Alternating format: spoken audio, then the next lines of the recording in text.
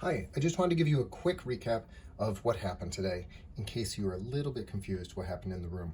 So I'm going to try and do a 4-minute recap of what we were trying to figure out. So the question is, what is the mass of the air in our classroom?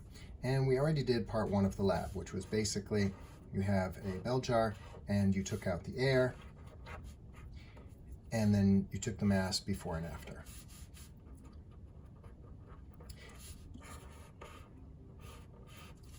Okay, and the difference was whatever the mass of the air in that jar was. And for most groups, it seemed like it was around 0.2 grams. So that's how much this is the mass of this volume of space. And so now what you're trying to do is, here's the room. We can't put the room on a scale. So we can't easily take all the air out of the room. So we have to do it a different way. Today we learned density.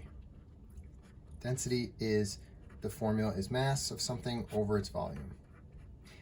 And like other formulas like this, where we have force equals mass times acceleration, or we have acceleration equals force over mass. If you're missing one, you can find it if you have the other two. So how can we do that here? If we're trying to find the mass, we could find the volume of the room. That's, I think, what people are going to do next. And since it's basically a rectangular space, you can measure how long it is, how wide it is, and how high it is. You multiply those things together and you can get the volume. Volume equals height times length times width. And you'll probably measure that in meters. So it'll be meters cubed. So whatever the answer is, meters cubed.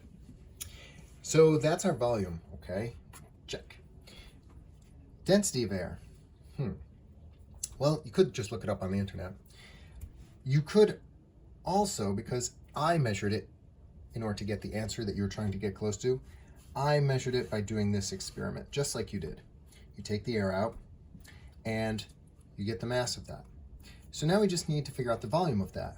So I said there were 3 different methods of finding volume.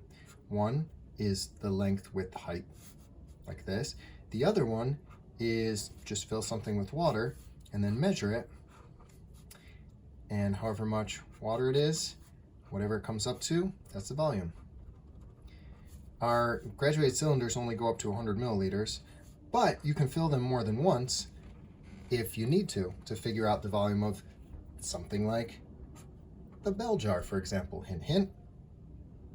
Then, once you have the volume and you have the mass, then you can figure out the density of the air. And then once you have the density of the air measured, and you have the volume because you measured it over here, you just have to find the mass. And just like density equals mass over volume, mass equals density, mass times acceleration, force of mass. Mass equals density divided by volume, or density times volume. Well, you'll have to figure out that.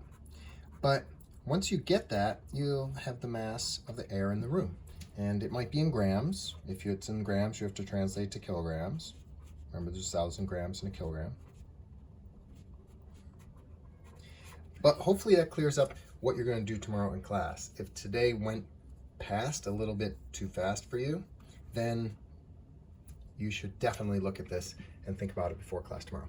And a little over 4 minutes, 4 minutes and 57 seconds. So hopefully that helped.